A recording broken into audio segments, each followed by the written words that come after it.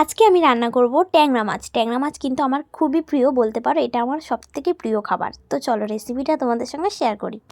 আকাশ কিন্তু বাজার থেকে এনেছিল ট্যাংরা মাছ, আর এটা আনার পেছনে অনেক বড় একটা কাহিনী, কারণ আমি এক সপ্তাহ ধরে ওর সাথে ঝগড়া মারপিট করে কিন্তু এই ট্যাংরা মাছটা আনিয়েছি, তার সাথে দুটো কই মাছও এনেছে। তো দেখো আমি কিন্তু নুন হলুদ মাখিয়ে মাছগুলো সুন্দর করে কড়া কড়া করে ভেজে নিলাম, আর তারপরে ওই তেলের মধ্যেই দিয়ে দিলাম কালো জিরে ফোড়ন। তোমরা মাছে কি ফোড়ন দাও সেটা কমেন্টে জানিও, মানে ট্যাংরা মাছে।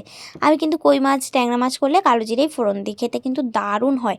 তো দেখো তারপর দিয়ে দিলাম পেঁয়াজ কুচি, পেঁয়াজ কুচিটা একটু ভাজা ভাজা করে দিয়ে দিলাম পেঁয়াজ বাটা। তো তারপরে সেটাও ভাজা ভাজা করে দেখো এখানে আমি মশলা বাটা দিয়ে দিলাম।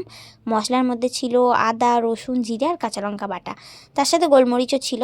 তো তারপরে দেখো মশলাতে আমি একটুখানি জল দিলাম যেহেতু ধরে যাচ্ছিলো, তারপর দিয়ে দিলাম টমেটো কুচি, তারপর নুন হলুদ লঙ্কার গুঁড়ো দেওয়ার পর কিন্তু মশলাটা আমি দারুণ করে কষিয়ে নেবো গাইস, যতক্ষণ না তেল ছাড়ছে। দেখো মশলা দিয়ে তেল ছেড়ে গেছে মানে কিন্তু মশলা কষানো পুরো ডান। খেতে কিন্তু মানে দারুণ হবে, কারণ মশলাটা আমি খুব সুন্দর করে কষিয়েছি।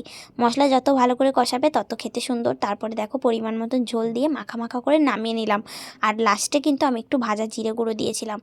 আমি জানি হয়তো আমার বউয়ের থেকেও তোমরা হয়তো খুব সুন্দর রান্না করতে পারো, কিন্তু এটা অবশ্যই একবার ট্রাই করো, খুব সুন্দর হয়েছিল।